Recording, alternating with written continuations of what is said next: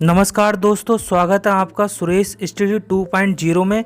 दोस्तों, मैं आपके सामने एक कहानी लेकर आया हूं जिसका नाम है ब्रह्मचारी की परीक्षा। तो चलिए शुरू करते हैं। एक बार की बात है कि महर्षि वेद व्यास जी अपने आश्रम में तरुण ब्रह्मचारियों को व्याख्यान दे रहे थे। इस व्याख्यान के दौरान वे बता रहे थे कि तरुण ब्रह्मचारियों को स्त्रियों से हमेशा सावधान और सतर्क होना चाहिए, क्योंकि काम का वेग बहुत शक्तिशाली होता है, अतः किसी भी ब्रह्मचारी के शिकार हो जाने का खतरा होता है। यह सुनकर वहां उपस्थित ब्रह्मचारियों में से एक तरुण ब्रह्मचारी खड़ा हुआ और बोला, आपका कथन गलत है। मुझे कोई भी स्त्री अपनी ओर आकर्षित नहीं कर सकती है। मैं पूर्ण ब्रह्मचारी हूँ। वेद व्यास जी बोले, जैमिनी, तुम्हें जल्द ही अनुभव हो जाएगा। मैं अभी कुछ दिनों के लिए बाहर जा रहा हूँ। मैं 3 महीने में लौटूंगा। सावधान रहना और अहंकार में आकर अपनी अति प्रशंसा मत करना।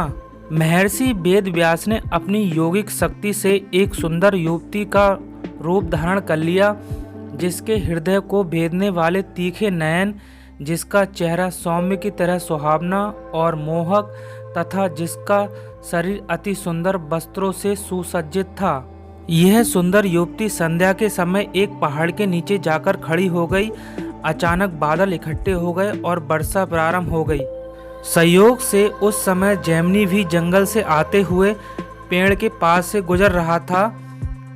उस युवती को जंगल में ऐसे अकेला देख उसे दया आ गई। उसने उसे संबोधित करते हुए कहा, अरे ओ देवी जी, अगर आप बुरा ना माने तो मेरे साथ आकर मेरे आश्रम में ठहर सकती हैं। युवती बोली, क्या तुम अकेले रहते हो? क्या वहाँ कोई अन्य स्त्री है? जैमिनी ने कहा, मैं अकेला हूँ, परंतु आप निश्चित रहिए देवी, मैं पूर्ण ब्रह्मचारी हूँ। मुझे काम पीड़ित नहीं कर सकता है।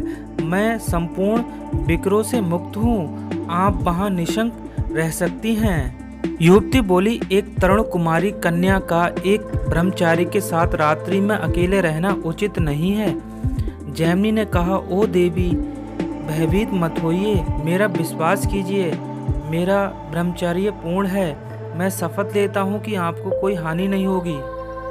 तब युवती रात्रि में उसके आश्रम में रहने को सहमत हो गई। जैमिनी आश्रम के बाहर और युवती आश्रम के अंदर सोई। लगभग आधी रात के समय जैमिनी के मन में वासना की ललक उठी, किंतु उसने इसे अपक्षेपित कर दिया और फिर सो गया। इस बार तेज ठंडी ठंडी हवाएं चलने लगीं। जैमिनी उठा और दरवाजा खटखटाया और कहा, ओ देवी, बाहर बहुत ज़्यादा ठंडी हवाएं चल रही हैं। मैं इन्हें सहन नहीं कर सकता, इसलिए मैं अंदर सोना चाहता हूँ। तो उस युवती ने दरवाज़ा खोल दिया। अब जैमिनी अंदर सो रहा था। इस बार फिर उसके मन में तीव्र वासना की ललक उठी। इस बार क्योंकि वह उसके निकट सो रहा था, अतः वह उसकी सांसों को सुन रहा था तथा उसकी महक को महसूस कर रहा था। इस बार फिर उसके मन में वासना की प्रचंड लालसा उठी। इस बार वह अपना विवेक खो बैठा और उठकर उस सुंदरी का आलिंगन करने के लिए आगे बढ़ा ही था कि वेद व्यास ने अपना असली रूप धारण कर लिया और कहा, ओ मेरे प्रिय जैमिनी, कहाँ है तुम्हारा पूर्ण ब्रह्मचर्य? क्या तुम अब भी पूर्ण ब्रह्मचर्य में स्थित हो? क्या कहा था तुमने जब मैं व्याख्यान दे रहा था? जैमिनी ने शर्म से अपना सिर झुका लिया और बोला, गुरुजी, मुझसे बहुत बड़ी गलती हो गई, कृपया मुझे क्षमा कीजिए। ये कहानी हमें बताती है कि जब एक महान इंसान माया के प्रभाव से चला जा सकता है तो हम क्या चीज़ हैं। इसलिए एक ब्रह्मचारी को हमेशा सावधान रहना चाहिए।